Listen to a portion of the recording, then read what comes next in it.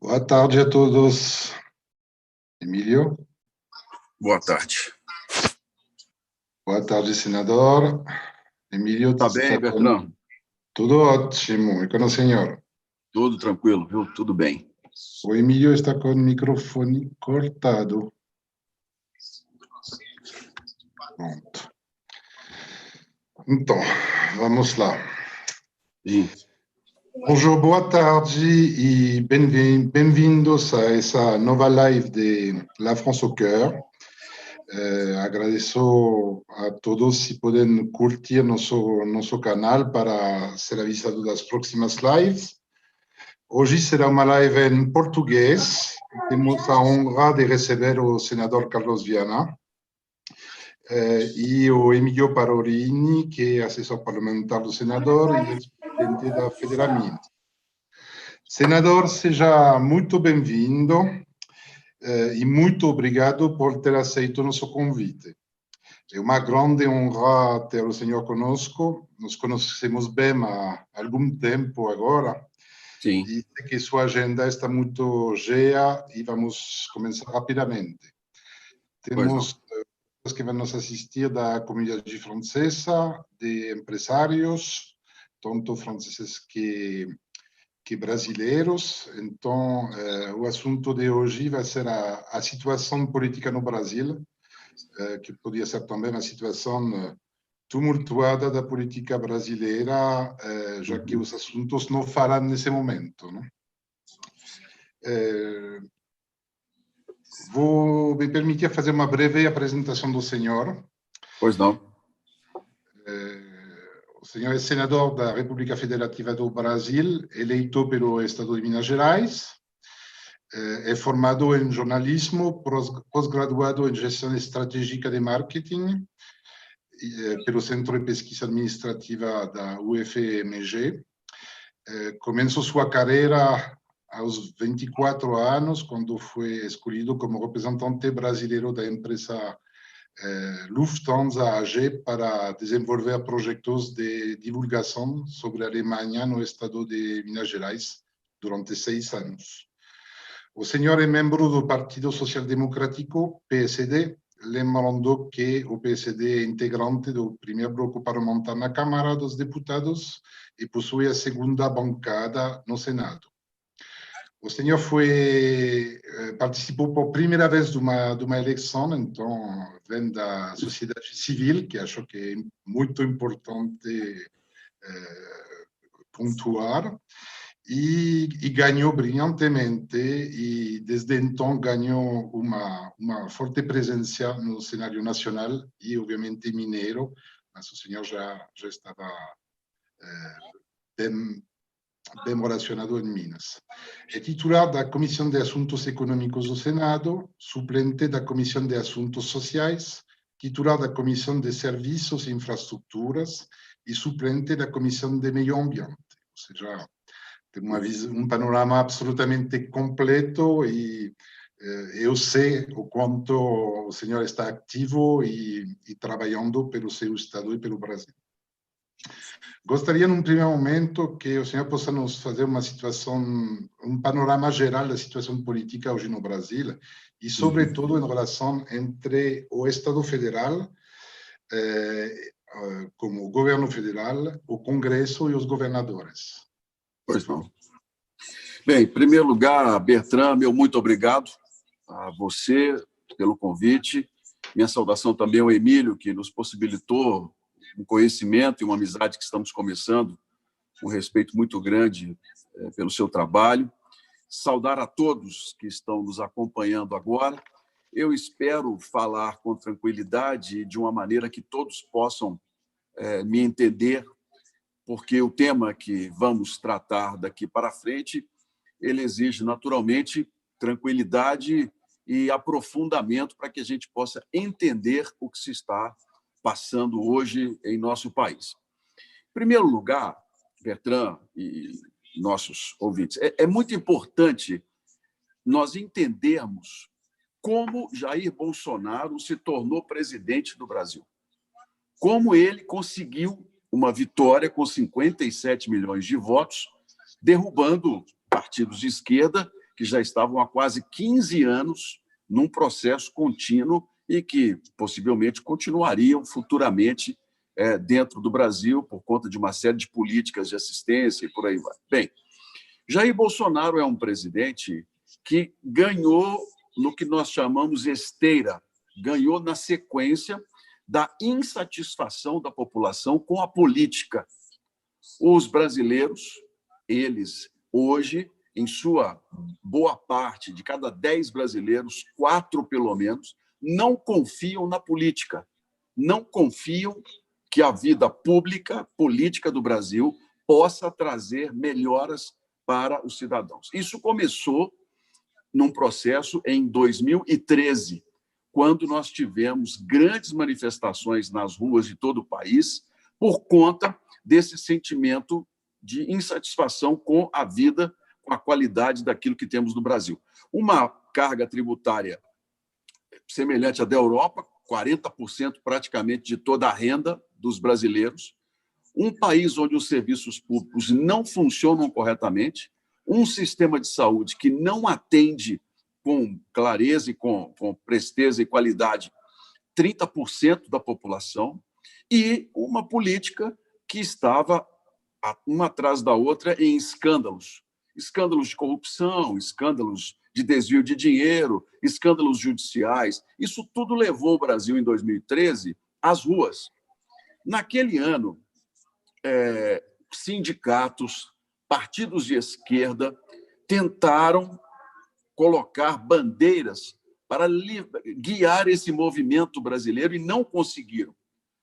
A população retornou para casa, as manifestações elas não deram sequência, porque a ligação política, nem da esquerda principalmente, era aquela coisa da grande revolução do povo, a odisseia dos trabalhadores contra o sistema capitalista.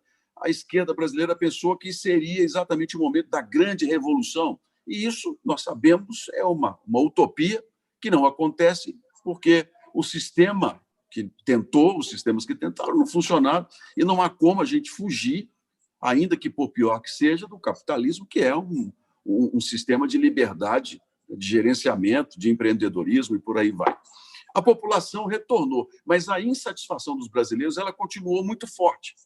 Isso nas pesquisas foi detectado e como eu estou dizendo, cada 4 em 10 brasileiros não gostavam do que estava acontecendo no país naquele momento. Pois muito bem, quando começamos a trabalhar e a caminhar para as eleições presidenciais, surgiu um candidato antipolítico, um candidato que tinha um discurso de direita, um discurso que atendia a boa parte da população na questão dos costumes, da família, da tradição do país, da liberdade, contra o comunismo, e um candidato que não tinha uma trajetória de partidos, que era Jair Bolsonaro. Jair Bolsonaro ficou 28 anos no parlamento, teve uma vida como parlamentar pífia. O que é isso? Uma vida parlamentar sem muita atividade, sem muito destaque, e se torna o grande ponto brasileiro contra o establishment, contra o sistema que estava ali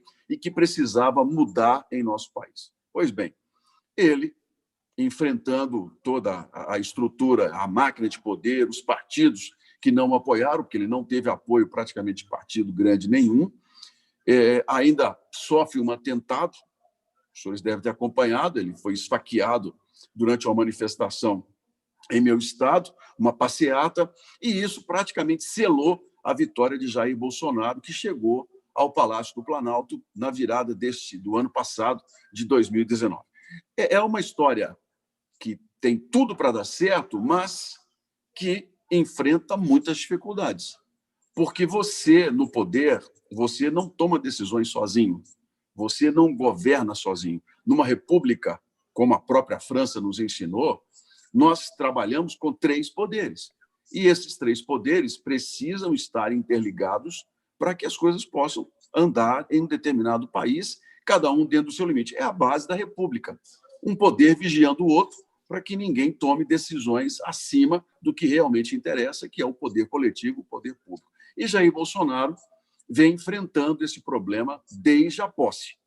Ele tem dificuldades com o Supremo Tribunal Federal, com o Judiciário, ele tem dificuldades com o Congresso, ele tem dificuldades com a imprensa, que ele acusa de não ter apoiado, e está, quase que em determinados momentos, levantando uma espécie de guerra santa, onde os apoiadores que ele tem no dia a dia de redes sociais entendem que ele pode ser uma pessoa que veio justamente para lutar contra todo o sistema e por aí vai. Bem, isso caminhou para os impasses.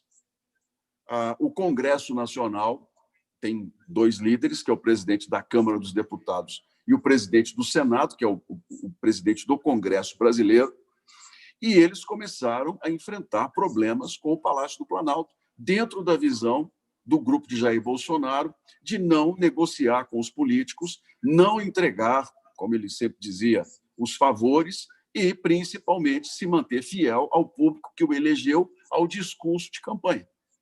Resultado, os embates começaram dentro do parlamento, os projetos começaram a não andar da maneira como o Palácio do Planalto queria, o Congresso assumiu uma preponderância, deputados e senadores começaram a decidir claramente os rumos do país no sentido das reformas e do que seria feito, e isso fez com que o presidente ele tivesse um embate, em especial com o líder da Câmara dos Deputados, que é o deputado Rodrigo Maia, e os dois num pé de guerra muito grande em relação a isso. Jair Bolsonaro, por sua vez, reage sempre jogando as redes sociais contra o Congresso. O grupo que está ao lado dele, incluindo os filhos, as denúncias no Brasil é de que há uma grande milícia digital, que todas as vezes que um determinado político ou grupo vai contra o projeto do Palácio do Planalto, é imediatamente atacado por milhares de perfis e por aí vai, a um inquérito no Supremo Tribunal Federal. Resultado, nós estamos em um momento em que o país vive um problema gravíssimo de uma pandemia, como os senhores sabem muito bem. A transmissão do vírus começou a acontecer de uma forma muito intensa, num momento político em que presidente, Congresso e Judiciário não se entendem da maneira que deveriam se entender. E isso gerou, no Brasil, uma crise política, uma crise de confiança na qual nós estamos vivendo os principais capítulos desse momento, Bertrand. Muito obrigado. Bom resumo do que aconteceu realmente historicamente. Como o senhor falou, o presidente da República foi eleito com um discurso novo e com uma base parlamentar frágil. Inclusive, hoje ele está sem partido próprio, já que saiu do PSD. Estamos assistindo efetivamente a uma aproximação do presidente do Planalto com os partidos chamados de Centrão, do qual o PSD faz parte. Sim. É importante aclarar, já que essa live, entre outros, se dirige à comunidade francesa, que o presidente do seu partido, o PSD, o senhor Gilberto Kassab, que é próximo da comunidade francesa, já que ele é presidente da fundação do Liceu Pasteur, que é o Liceu Francês de São Paulo. O senhor Gilberto Kassab foi recebido ontem pelo presidente da República. E a pergunta é: o governo o presidente, o Planalto, está começando a mudar de posição e a voltar não diria a antiga política, mas a se aproximar do Congresso de maneira a fazer que as relações sejam menos tumultuadas. Eu vi as declarações de Rodrigo Maia hoje à tarde, que está considerando positiva essa aproximação. Como o senhor vê essa aproximação e, para seu partido pretende integrar o governo, pretende negociar esse apoio? Gostaria da sua opinião sobre isso. Sim. Bem, em primeiro lugar, Bertrand, a aproximação está acontecendo. O presidente do meu partido, que é o senhor Gilberto Kassab, é um dos nomes com a maior experiência na política brasileira, como ex-prefeito de São Paulo, ministro, tem um trânsito muito grande junto a todos os partidos e pode colaborar muito com o país na busca por uma saída. E é exatamente essa aproximação que o Palácio do Planalto tem feito, de buscar entendimento com o Congresso para que o país possa voltar a uma normalidade na tomada de decisões agora e para a retomada da economia. Mas é bom entender, Bertrand, como é que se estrutura a administração pública brasileira.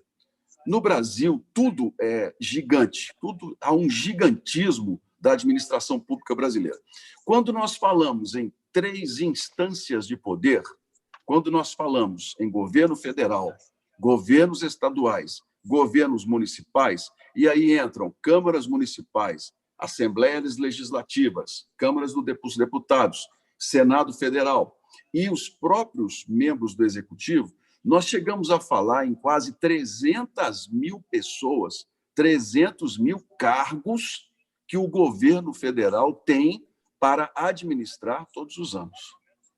300 mil cargos entre governo federal, governos estaduais e prefeituras. Então, o tamanho do Brasil é gigante na questão da administração pública. Outra questão, são 27 estados federados, contando com a capital federal, Brasília, com realidades muito diferentes internamente. Nós temos um estado como Minas Gerais, que é o meu estado, que é maior do que a França, tem um índice de desenvolvimento humano médio. Algumas regiões do meu estado têm IDH maior do que a Europa, do que a Bélgica, mas existem regiões do meu estado onde o IDH é como na África. E isso se repete fora do Sudeste. Quando nós vamos para o Nordeste brasileiro, com IDH baixíssimo, quando nós vamos para a área da Amazônia legal, quando nós vamos para o norte, para a fronteira agrícola. Então, o país ele é muito complexo na administração pública. E aí existe uma herança que veio desde o governo militar, que é a questão da intervenção do Estado na economia e nessa administração e no financiamento. Quando entra um presidente como Jair Bolsonaro, que não tem um partido, não tem uma base partidária, tem um segmento muito forte contra a política, que quando não consegue ter atendido às suas reivindicações, faz com que a sua base de apoio digital ataque os congressistas, naturalmente que isso não vai dar bom resultado, isso não vai chegar a bom termo. Foi o que aconteceu, está acontecendo no Brasil hoje. O presidente tem um posicionamento, o Congresso tem outro, e, às vezes, os próprios ministros têm posicionamentos diferentes em relação a isso. O que é que precisa ser feito? Na minha opinião, a meu ver, o Palácio do Planalto está acertando em buscar uma conversa com todos os partidos, inclusive do Centrão, porque são eleitos, não tem ninguém ali que pagou ingresso, todos representam uma parcela importante da população e o parlamento é a casa que vai definir, tomar as decisões. A minha opinião é que o presidente está correto, o grupo dele, em buscar um entendimento com esses partidos para que a gente possa ter uma reorganização da administração pública em nosso país. As concessões, isso tudo dependerá do próprio presidente, do que ele está disposto a levar adiante. A meu ver, não há interesse dos partidos em indicação de novos ministros. Isso, inclusive, é ruim para a própria política. Isso é uma conversa que já tivemos com Gilberto Kassab, em que nós temos que participar do governo apoiando as decisões, nós temos que estar próximo ali para evitar as crises políticas, para dar tranquilidade à população, mas sem a troca por cargos, como foi no passado. Porque o eleitor brasileiro não aceita mais esse tipo de procedimento. Essa atitude de dizer, olha, eu só apoio se eu ganhar o cargo tal. o eleitor está atento a isso e tem rejeitado esse posicionamento. Portanto, esse é um momento de reconstrução do governo Bolsonaro que eu vejo com muito bons olhos para que a gente possa sair dessa crise política que estamos vivendo. Perfeito. A seu parecer, essa aproximação daria uma maioria de apoio para o governo atual, não? Seria suficiente para a aprovação das medidas propostas pelo ministro da Economia, Paulo Guedes, entre a mais urgente, a famosa PEC da guerra, tem também essa limitação do indexo sobre o salário dos funcionários públicos. Voltando sobre Paulo Guedes, o Ministério da Economia adotou toda uma série de medidas de apoio aos empresários e também à população. Eu tive um live sábado onde foi reconhecido por absolutamente todos a importância desses 600 reais que são dados a pessoas que realmente necessitam e que isso também limita o impacto social. Mas, a seu parecer, os planos são suficientes hoje, sabendo que a gente está só no início da crise econômica? Sim. Vai bem longe, se fala de 20 a 25 milhões de desempregados que estão por vir. E outra pergunta que vem da minha área profissional e que eu sei que o Emílio vive na mesma coisa, é sobre a atuação dos bancos. Hoje se está liberando um orçamento que é bastante significativo e esse dinheiro não chega às pontas. Aí, vocês como parlamentares e o senhor no Senado, qual é a ação que vocês podem ter sobre os bancos privados para que eles possam disponibilizar esse dinheiro e não aproveitar para subir os juros? Isso implicaria também uma certa garantia desses empréstimos de parte do Estado. Bem, em primeiro lugar, primeiro ponto, as reformas que o Brasil estava fazendo, que nós colocamos em prática no ano passado, elas seguiriam indiferentemente do relacionamento do presidente com o Congresso. Era uma pauta que os políticos, os congressistas já haviam abraçado. A reforma da Previdência brasileira, por exemplo, foi uma pauta nossa, abraçada pelos políticos, defendida pelo presidente, mas praticamente sem negociações. Não houve troca de absolutamente nada. Era uma pauta necessária e essa discussão ganhou o Congresso e nós fizemos, em um tempo recorde, essa reforma da Previdência, que não é uma reforma fácil, é uma reforma dura, que nós fizemos em nosso país e entregamos à população. Outras reformas, Bertrand, viriam, como, por exemplo, uma reforma tributária, que está parada nesse momento. Eu sou membro da comissão mista que está avaliando a reforma tributária brasileira. Nós, infelizmente, fomos obrigados a parar todo tipo de discussões, a paralisar o andamento das comissões por conta da pandemia do Covid, que nos impediu de seguir adiante, mas que retornará. Nossa expectativa é que, no segundo semestre, nós voltemos a conversar sobre a reforma tributária e que o país possa ter uma carga mais simples, pelo menos simplificada, e que corrija as diferenças. Então, essa questão da reforma tributária, eu digo com muita clareza, é uma pauta do Congresso, não é só uma pauta do presidente, e ela virá. Se no segundo semestre ou para 2021, nós não podemos hoje precisar, mas naturalmente que será feita para que o Brasil possa se tornar um país melhor. Com relação à questão do financiamento às empresas, o dinheiro para a produção.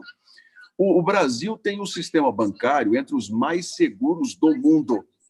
O sistema bancário brasileiro, ele é modelo para vários países e nós conseguimos alcançar esse patamar a duras penas. Desde 1995, quando o Brasil viveu um seríssimo problema de especulação com relação ao dólar e vários bancos acabaram fechando as portas, o Banco Central brasileiro e o Conselho Monetário Nacional criaram regras muito duras sobre risco e principalmente sobre a questão de caixa. Quanto do depósito os bancos deveriam guardar como garantia das suas operações. O Brasil tem também um fundo garantidor que, em caso de problema no sistema financeiro, os correntistas possam ser reembolsados. Esse fundo ele é acompanhado pelo Banco Central e todas as vezes que uma determinada instituição financeira ela entra numa situação de risco, esse fundo ele cobre e o Banco Central pode fazer uma intervenção, como já aconteceu no passado. Só que, para reduzir riscos, você aumenta as garantias. E é isso que tem prejudicado e muitos empresários brasileiros, principalmente os pequenos empresários e os microempresários brasileiros, que são os maiores geradores de emprego. Vou citar um exemplo. Nós temos no BNDES, por exemplo, uma linha de crédito especial para o setor de turismo. Só que o BNDES exige que o banco privado que empreste seja o fiador daquele fundo. Ora, qual é o banco privado que vai dar fiança a uma empresa de turismo que não está vendendo passagem, não tem passageiro, não tem absolutamente nada? Então, a empresa acaba sendo obrigada a demitir os funcionários, a fechar as portas, muitas vezes, com uma série de problemas. Nós votamos, na semana passada, no Congresso, foi aprovado, já está com o presidente da República, uma saída para esse financiamento, tanto de folha de pagamento quanto capital de giro das pequenas e médias empresas. O que é? É um fundo nacional de 15 bilhões de reais para emprestar a essas empresas. Empresas que tenham até um ano terão que dar garantia de 150% do valor emprestado, empresas com mais de um ano também poderão ter a garantia de 50% ou 30% do faturamento. Então, esse é um dinheiro novo que virá para o fomento e a produção em nosso país, em paralelo ao sistema que nós temos bancário, que não vai mudar. Isso, eu digo para você com muita tranquilidade, que o sistema bancário brasileiro ele não mudará por conta exatamente da estrutura que garante ao Brasil os fundos internacionais de refinanciamento de dívida. Enquanto o Brasil tiver um sistema bancário seguro, o governo conseguirá títulos serem vendidos com mais rapidez lá fora, ou a longo prazo, ou a médio prazo, com juros maiores ou menores, mas o que garante o país é exatamente esse sistema bancário em funcionamento. Daí, o nosso desafio hoje em fazer com que esse dinheiro chegue rapidamente para a retomada do crescimento. Hoje nós não podemos dizer, nós não temos base nenhuma para saber claramente quanto tempo essa pandemia vai durar e, depois de encerrada, quanto tempo a economia brasileira retomará. Não sabemos se ela vai começar muito devagar, se haverá uma retenção, que logo em seguida o consumo pode disparar. Não há uma expectativa clara sobre um relatório que a gente possa dizer, olha, a base é essa. O Covid nos trouxe uma insegurança muito grande sobre os próximos meses no Brasil. Isso, inclusive, é um assunto que ontem eu estava conversando com o Emílio. Eu, quando jovem, trabalhando para a Lufthansa, eu ia para a Alemanha participar das reuniões de planejamento. Então, nós tínhamos 5, 10 e 15 anos. Primeiro, acompanhávamos aquilo que já estava planejado, se a execução estava correta. Depois, o que viria. Quando vínhamos para a América Latina, éramos Brasil, Argentina, Venezuela, Peru, Colômbia.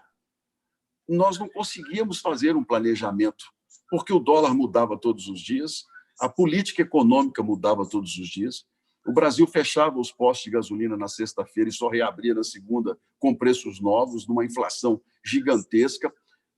Isso tem 30 anos. Tem 30 anos que eu vivi essa situação e que o Brasil hoje está passando por um momento semelhante. Se nós dissermos que a economia retomará no segundo semestre, nós estaremos fazendo uma aposta, não um estudo claro sobre o que poderá acontecer. Nós vamos ter que escrever essa história mês a mês até que nós tenhamos clareza de quais os índices, os números que nós vamos poder contar para 2020 e 2021.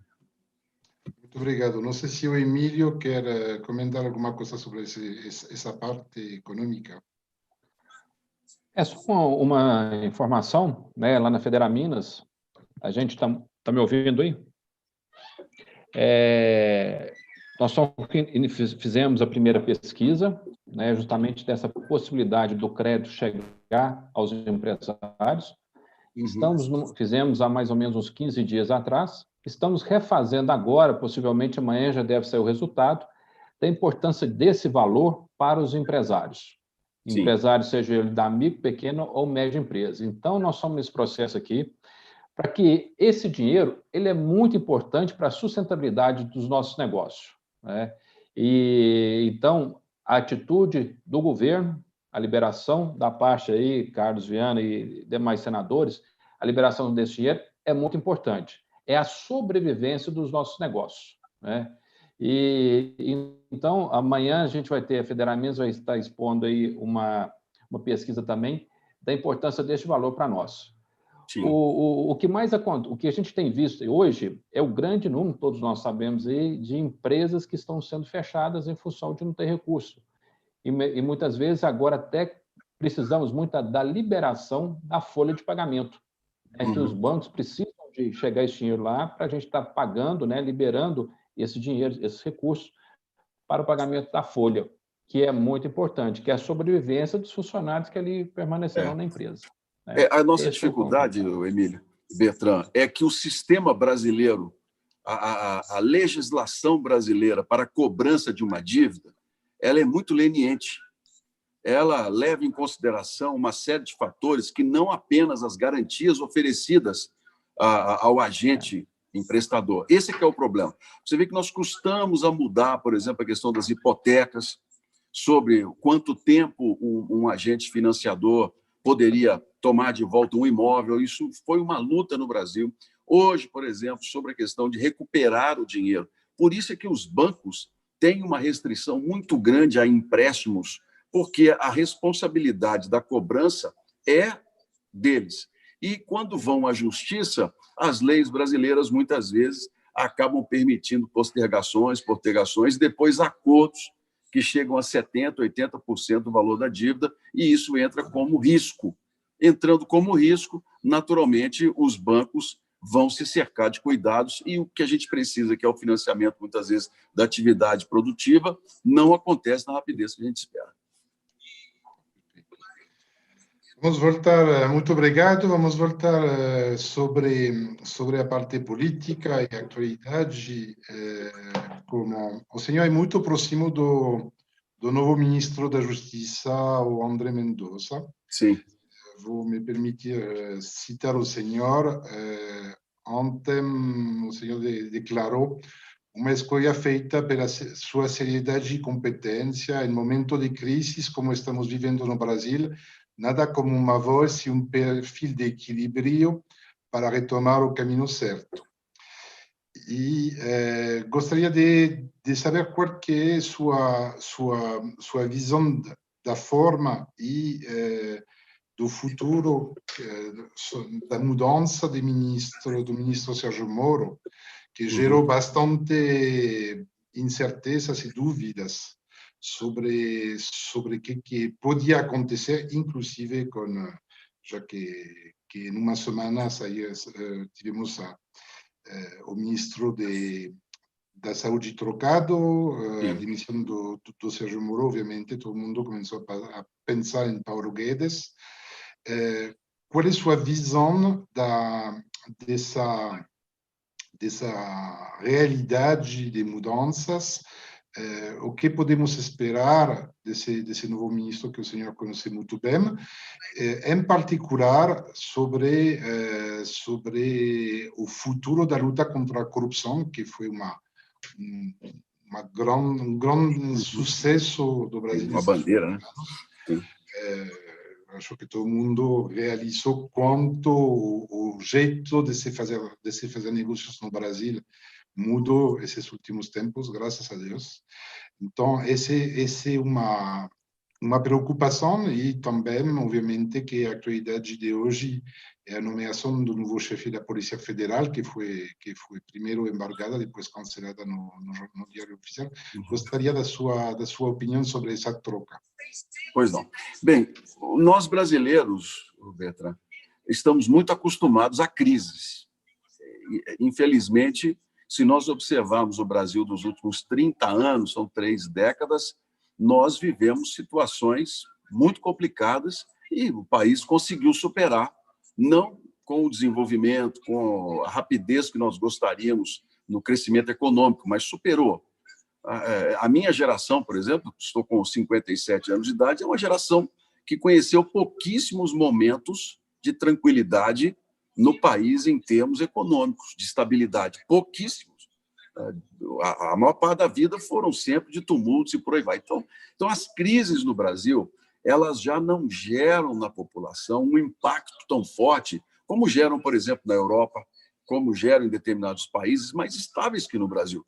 Aqui, a troca do ministro Mandetta, por exemplo, que nós imaginávamos seria um grande problema para o presidente, no dia seguinte, praticamente ninguém falava mais nada. A questão do ministro Moro, que foi um aliado de primeira hora, mas que não caminhava com o presidente, era como água e óleo, os dois. A troca do ministro, e eu coloquei claramente no meu posicionamento, que é uma situação natural, já era esperado. Ele, o presidente, já não se entendiam há muito tempo sobre a questão da administração do ministério, e não há como um governo, quem teve votos foi Jair Bolsonaro, não foi o Moro. E eu disse claramente que eu não lamentava a saída do ministro. Por que não lamento? Porque o ministro, ele deixando o governo, se ele decidir, por exemplo, caminhar para ser candidato a presidente da República, ele se torna uma terceira via importante para o país. Ele se torna um novo líder que será anti-PT, anti-esquerda, anti-Bolsonaro e vai criar uma terceira via em que o país poderá refletir sobre o que está acontecendo. Então, democraticamente, eu vejo isso de uma forma muito tranquila, tanto que hoje, por exemplo, nós estamos já na quarta-feira, né? Nós não temos praticamente nenhum efeito mais da saída dele. O que nós temos são as sequências de tomadas de decisão do presidente. A questão do novo ministro da Justiça, do Dr. André Mendonça, é um amigo, é uma pessoa que aprendi a admirar desde que foi nomeado, tem um bom relacionamento com ele em Brasília, é competente, tem conhecimento suficiente e tem, principalmente, equilíbrio. É uma pessoa que, a meu ver, não tem nenhum interesse político, não tem nenhum viés partidário, em hipótese alguma, sabe conviver conosco no Senado, mas com uma separação importante em relação a isso. E está alinhado com o presidente. Querendo ou não, gostando ou não do presidente da República, quem determina é o Palácio do Planalto. Então, André Mendonça, a meu ver, foi uma excelente escolha que vai trazer. Tanto que não gerou nenhum tipo de problema. Eu acredito na indicação dele como uma situação já resolvida. A questão da Polícia Federal é que nós temos que ficar atentos. Porque se, por exemplo, nós começarmos a falar sobre impeachment do presidente, como hoje a oposição está fazendo questão de falar, Jair Bolsonaro pode sofrer um impeachment, qualquer presidente pode sofrer um impeachment no Brasil. E não será o último, porque também não é o primeiro. Nós já tivemos outros impeachments na história do país e que nós superamos politicamente muito bem. Mas há motivos hoje para que Jair Bolsonaro sofra um impeachment? Eu digo para os senhores, não. Apesar de todo o noticiário, todas as denúncias que são prováveis, hipótese, não há nenhum crime que efetivamente leve a afastar o presidente da República. Então, essa hipótese de um impeachment está no Congresso, é zero. Posso garantir para os senhores que não há nenhum tipo de boa vontade com esse assunto, especialmente em meio a essa pandemia. Agora, o que pode levar a um impeachment do presidente da República? Aí são capítulos que nós vamos escrever e que pode passar por essa questão da Polícia Federal. O Supremo, a Polícia Federal, a Procuradoria-Geral da República estão com inquéritos que envolvem filhos do presidente. Um deles, no Rio de Janeiro, que é meu colega senador, com o qual me relaciono super bem, é suspeito de ter no patrimônio dinheiro que foi recebido de financiamento de imóveis de milícia em áreas invadidas. É uma suspeita que está sendo investigada.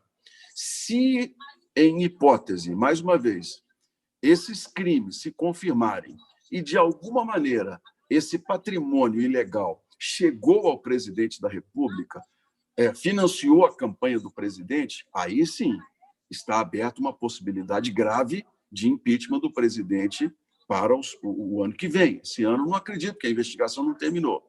No caso do filho dele, o outro filho que está lá no Palácio, que é suspeito de chefiar milícias digitais para atacar os opositores, cometendo crimes e por aí vai. Bem, também é uma hipótese. Isso está sendo financiado? Quem pagou a empresários que levaram dinheiro para que a campanha fosse feita, o que é crime no Brasil, que é o chamado Caixa 2, pode levar à cassação do presidente? Pode.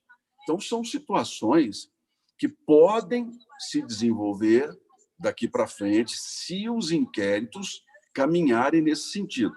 Se as investigações não se mostrarem suficientes, os inquéritos forem arquivados, naturalmente, isso gerará nada, vai permanecer.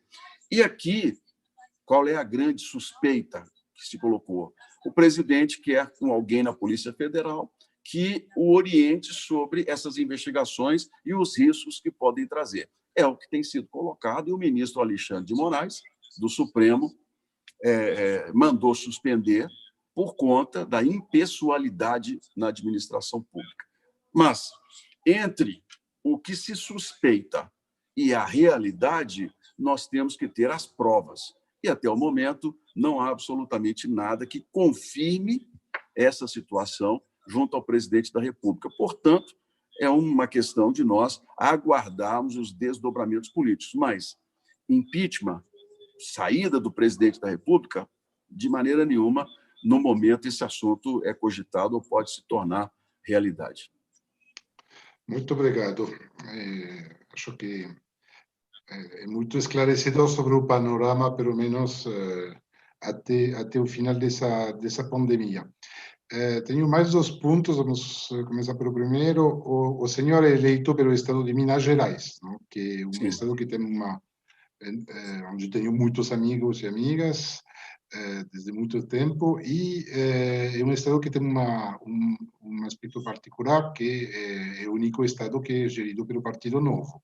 Sim. Com também um governador que vem da sociedade civil, que recebeu o estado numa situação econômica complicada. Gostaria de saber, já que com certeza tem mineiros que estão assistindo ou que vão assistir o replay desse live, qual é a sua atuação para a população de Minas Gerais, onde também tem muitas empresas francesas, que tem uma presença significativa, e qual é a situação econômica do Estado? Bem, Bertrand, essa é uma pergunta bem complexa. Primeiro que Minas Gerais, a queda na arrecadação dos impostos com o Covid já chega a quase 40%. O Estado, no próximo mês de maio, não terá dinheiro para o pagamento da folha dos servidores públicos, ou seja, a manutenção, inclusive, dos serviços mínimos do país. Para isso, há lá um projeto de lei do Parlamento que propõe a reposição desses recursos que não entraram no caixa por parte do governo federal como forma de socorro para estados e municípios. Há uma disputa, inclusive, entre o Ministério da Economia, o projeto que veio da Câmara pelas mãos de Rodrigo Maia, e que agora o presidente do Congresso, o presidente do Senado, é quem será o relator de um novo projeto, colocando um limite. Nós vamos criar um valor, 50 bilhões, 60 bilhões, 70, não se sabe ainda, mas uma contrapartida dos estados, que é não aumentar salários dos servidores, não aumentar despesas, porque senão você abre o caixa, você faz ali uma reposição e você não impõe regras, a história mostra que todas as vezes que os governos estaduais e prefeituras tiveram folga de caixa, eles gastaram mais. Então, é um problema sério de déficit que nós temos aqui em nosso país. Minas Gerais está no âmbito brasileiro com pelo menos 20 anos de atraso em vários processos. Duplicação das estradas, a questão da reestruturação da saúde, projetos de desenvolvimento por conta de guerra fiscal e por aí vai nessa história toda.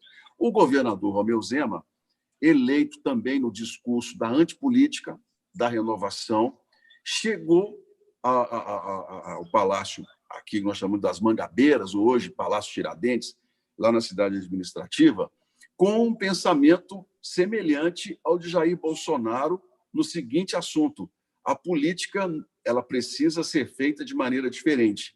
Nós não temos compromisso com aqueles que são políticos do passado. Só que aconteceu com Zema a mesma coisa que aconteceu com Bolsonaro. Sem negociação com a Assembleia, sem diálogo, nós perdemos o ano de 2019. Zema não conseguiu fazer nenhum tipo de reforma importante no Estado. Entramos no 2020 na expectativa de um plano de recuperação fiscal e fomos atingidos pela questão da pandemia, ou seja, nós vamos perder o ano de 2020 também. O Estado tem um déficit previsto de 13 bilhões de reais, 13 bilhões, que é o déficit previsto para esse ano, que vai aumentar.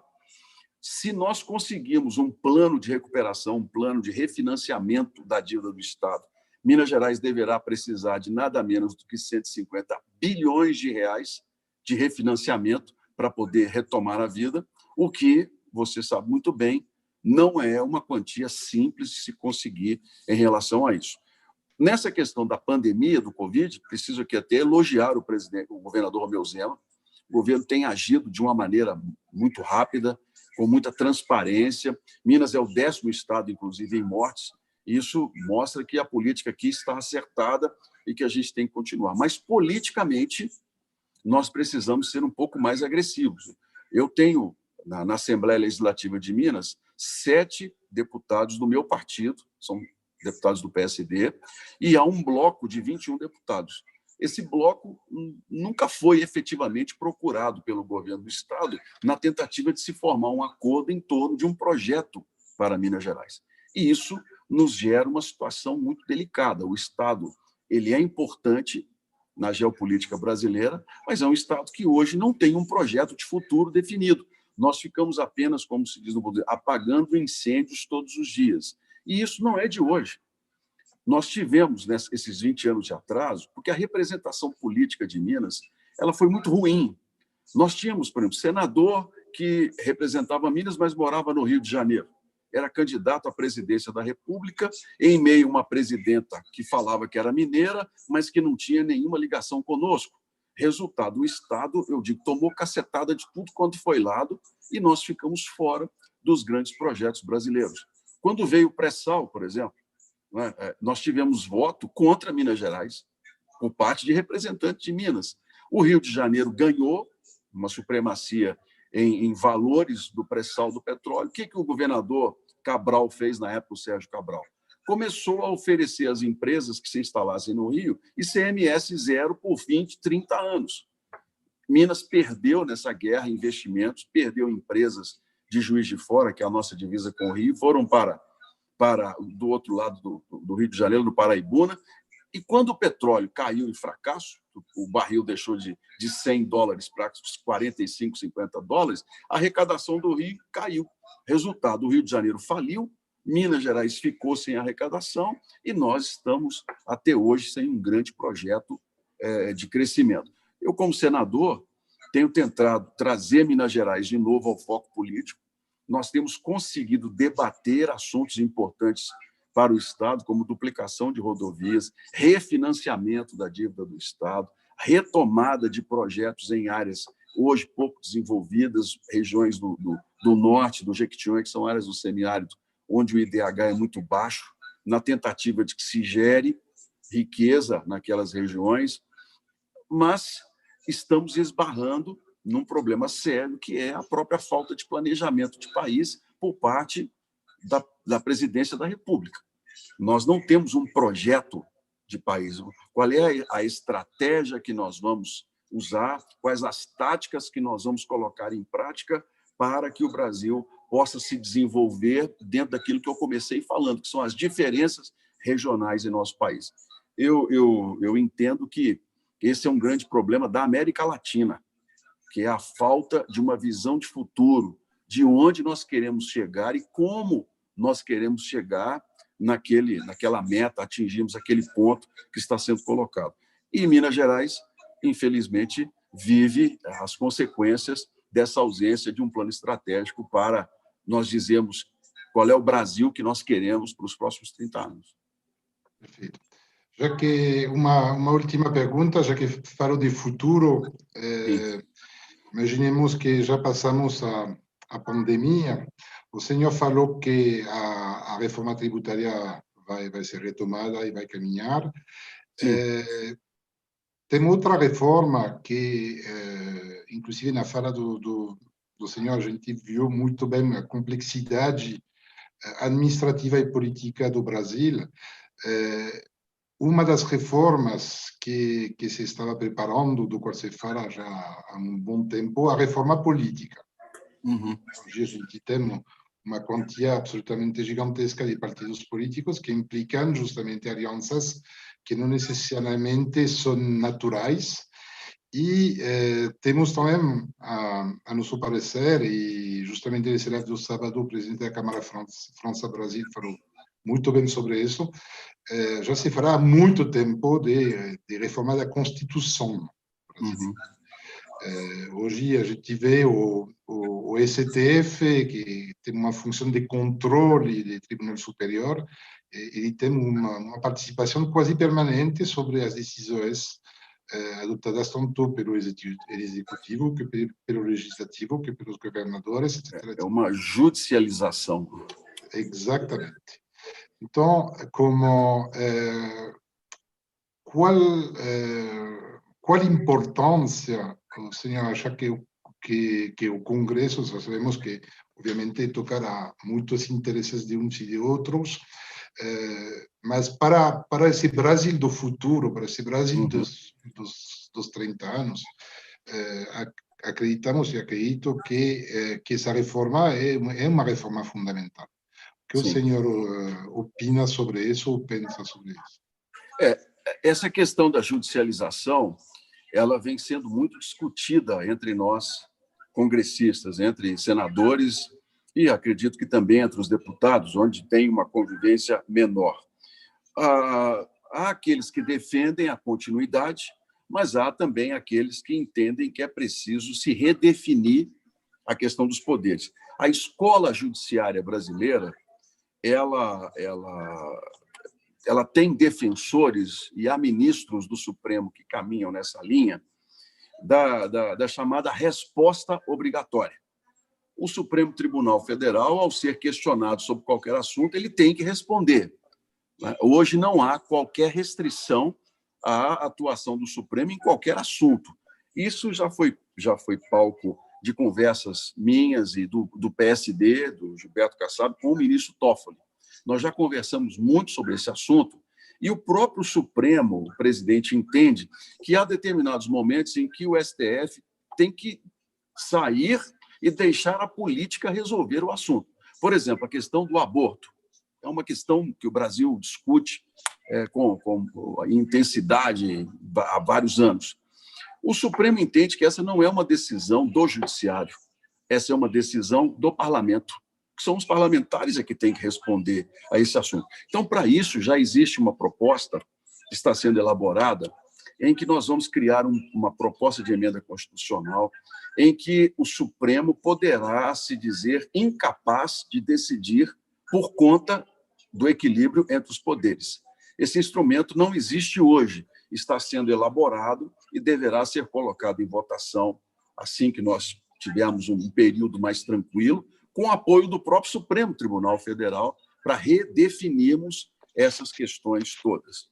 A grande dificuldade nossa no Brasil, Bertrand, é que o Brasil não conhece o Brasil. Me parece que isso é uma música do Chico Buarque até. Né? O Brasil não conhece o Brasil. Nessa questão do auxílio emergencial, por exemplo, nós não sabemos quantos são os brasileiros, onde eles estão, de que maneira eles vivem e se realmente eles vão receber esse dinheiro que está sendo colocado para a sobrevivência deles.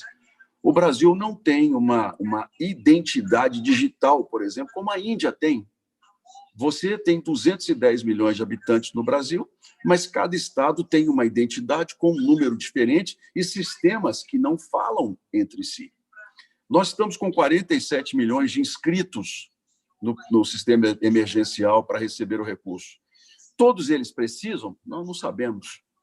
Podem, ali, com toda tranquilidade, vai ter gente que se cadastrou e que não existe formalmente, que não precisa do dinheiro e que vai receber, e outros que não existem, que não vão receber porque moram no mesmo terreno com várias famílias e por aí vai.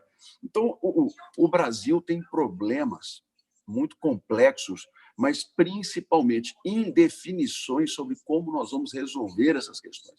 É até estranho vivemos num país, como eu disse, que tem um sistema bancário que está entre os mais seguros do mundo, entre os mais eficientes do mundo, e, ao mesmo tempo, um povo onde você não sabe claramente quem são as pessoas, quanto elas ganham e onde elas vivem, de que maneira elas vivem corretamente.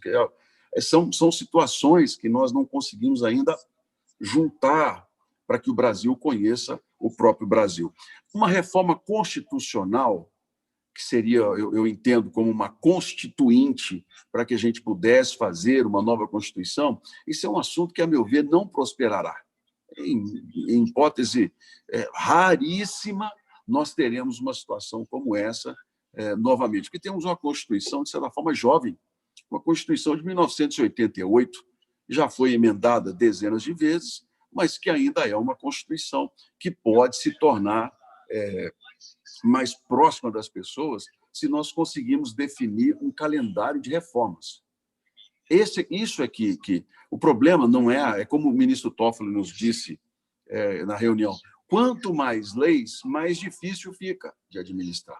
Quanto mais você emenda a Constituição, mais você torna caro o aparato, as decisões do Brasil, mais você demora. Então, o que nós precisamos hoje é de um calendário de reformas, que nos digam claramente onde nós queremos chegar. Se o Palácio do Planalto retomar o controle, a liderança, que é natural da presidência da República, se nós retomarmos o diálogo por meio dos partidos e do parlamento e definirmos, você pode ter certeza que em 2021 essas reformas todas saem. Mas nós precisamos dizer para onde. É como o Sêneca. Sêneca, um grande pensador político romano. Sêneca tem uma frase espetacular, que nenhum vento sopra a favor de quem não sabe onde quer ir. Se você não sabe qual é o porto que você vai, não tem vento que te favoreça. É o que está acontecendo com o Brasil.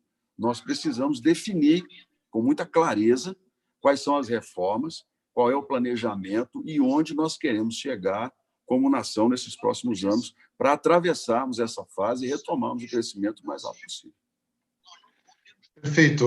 Então, muito obrigado, senador. Muito obrigado, Emílio, que facilitou essa live, como que será colocado para replay na página nossa.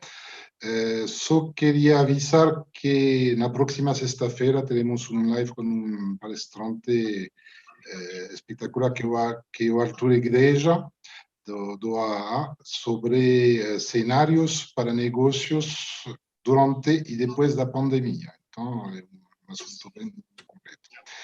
Muito obrigado aos senhores, muito obrigado a quem nos assistiu e até uma próxima live. Muito obrigado. Um abraço a todos. Muito obrigado. Um abraço.